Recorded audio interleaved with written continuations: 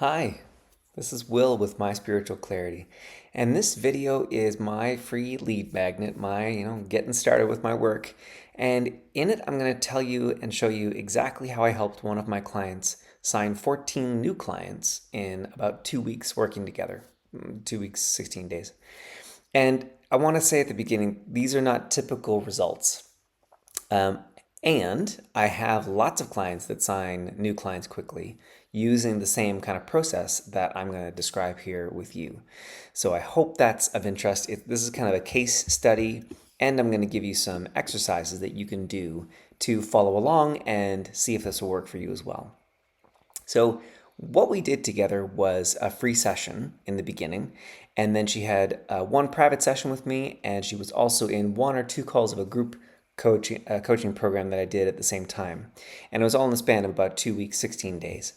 And the work that we did was not technical, although I do a lot of that work with clients. What we actually did was identifying specific beliefs that were screwing up her business flow, shifting and clearing those beliefs, and then literally watching the magic show up, watching the new clients show up. Now, the reason why this works so well is because she and probably you she was already doing great work. You're probably already doing great work.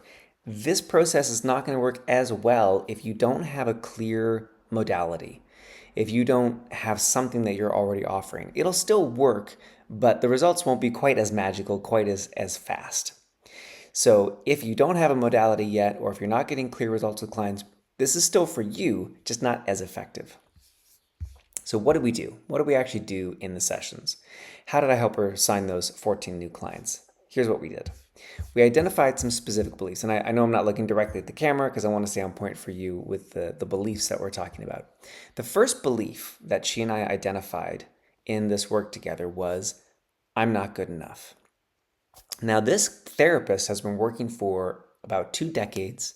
She had two different certifications, and I don't mean just weekend courses, I mean full certifications. And yet she still had this belief that she wasn't good enough at what she did. And it came from, no surprise, her childhood, growing up years, her parents, family. Now, my work is never to throw parents or family under the bus, but it is to help us understand where these beliefs came from. And it came up even in the first intake form that I had her sign and fill out so that we could, in this free session, dive in and just start doing the work together. So for her, it showed up as studying endlessly. She, over-prepared, and she also undercharged for her work.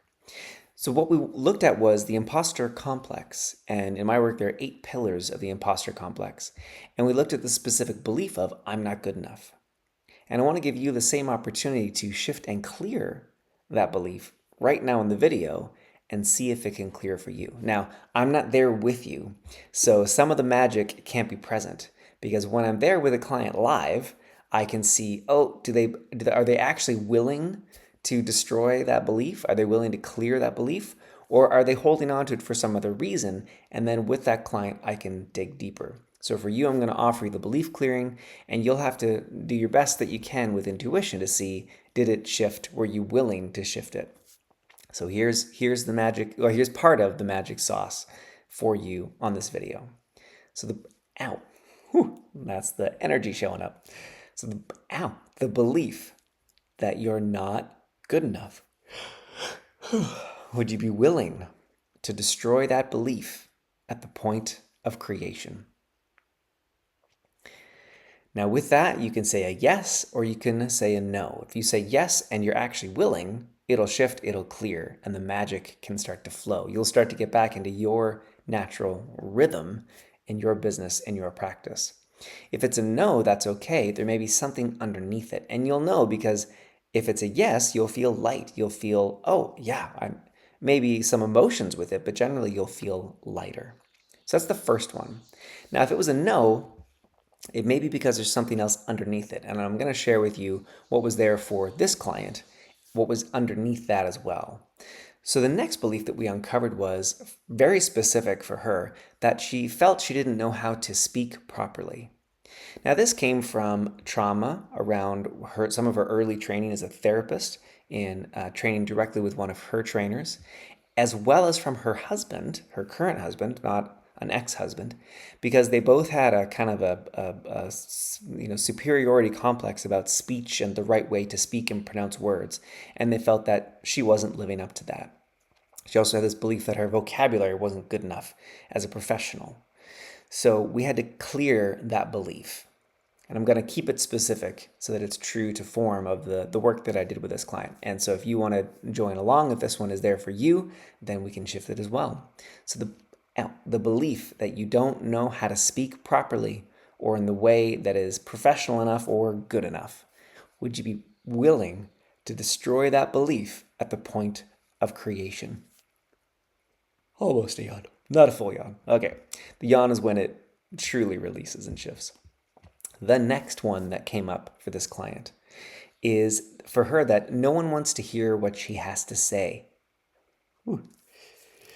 Now, this one came from her mom. It also came from an ex-husband, her first husband, as well as academic circles. She had the experience so many times that when she would speak up, no one really wanted to hear what she had to say. So in her website, this showed up because she was hiding. She wasn't really coming forward with her true point of view, with her true opinions on things. So she was hiding in her website. She wasn't doing any public speaking. She wasn't getting out to meet new people and network at all. She was only relying on her website, which is fine. If that's a choice for you or for her, that's fine. But I want you and all my clients to be free to do whatever calls to you in the moment.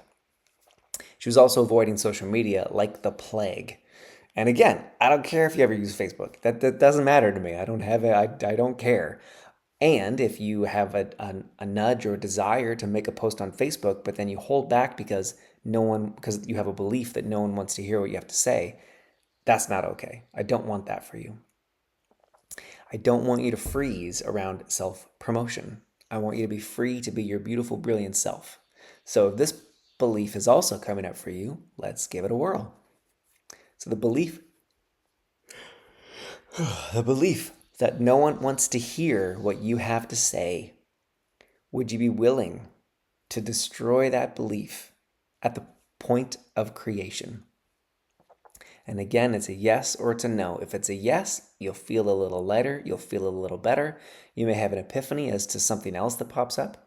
If it's a no, it'll feel like, or feel like a funk, or a block, or your mind will go a little blank. As in, oh, what was he saying? I don't know. I feel like the dishwasher. I should go do the dishes. Or, there'll be a distraction. There'll be something. That's a no. Those are some of the ways that you know it's a no. You're not actually willing to shift it. And again, that's okay. If we were together live, I would look at what's underneath that and help you to identify it. So we've got 3 more. I hope you're ready. The fourth one for her, and I don't know if you've ever experienced this as a healer, coach, or therapist before, you want to follow up with a client or a potential client. You want to make a post. You want to email your list or start an email list. But there's this fear, this belief of, I'm an annoyance, or I'll just be annoying people. So if you've ever had that, you can raise your hand, privacy of your own home. I know that I've had that before as well. For this client, it was connected to money and self-care and expressing her needs. She felt it especially around bringing up money or making requests or setting boundaries. She felt this with her husband as well, asking for money in her life because she didn't always have a full-time practice. And at the current moment when we started, she didn't have a full-time practice. She felt this annoyance. She felt like a burden. And so it led to her discounting her sessions. It led to difficulty in asking for and receiving help. And she had guilt around prioritizing her own needs. She needed help around the house. She had 2 or 3 dogs. She needed help walking the dogs. Her husband at the time was getting older and had a medical condition, and she needed help, but she had a really hard time asking for that help. She felt she was an annoyance, a burden. So this is coming up for you. If you discount your sessions, if you feel like you've got to take it all on yourself and you don't ask for enough help, this one's for you. Now, so the belief that you're an annoyance. Would you be willing to destroy that belief at the point of creation? And let's expand that one a little bit. The belief that if you ask for what you need, you'll be annoying people or you'll be a burden. Would you be willing to destroy that belief at the point of creation. Okay. I'm not worth it. This one comes up for so many, and this is the next one for this client. I'm not worth it. I'm not allowed to take up space. So that second one, or that second part of that, is similar to the previous, but different. So for her, this is her core belief around putting herself last.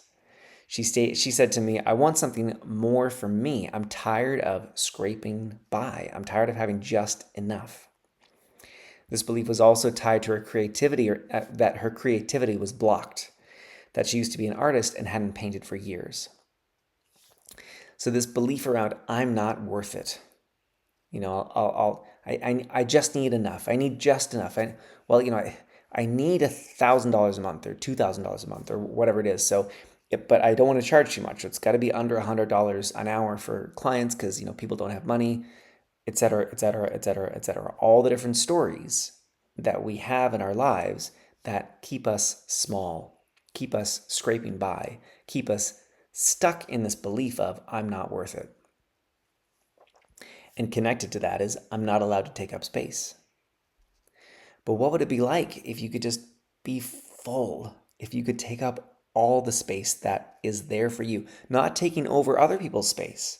And sometimes that's the fear that, well, if I be as big and bold and beautiful and awesome as I am, I'll somehow take up someone else's space.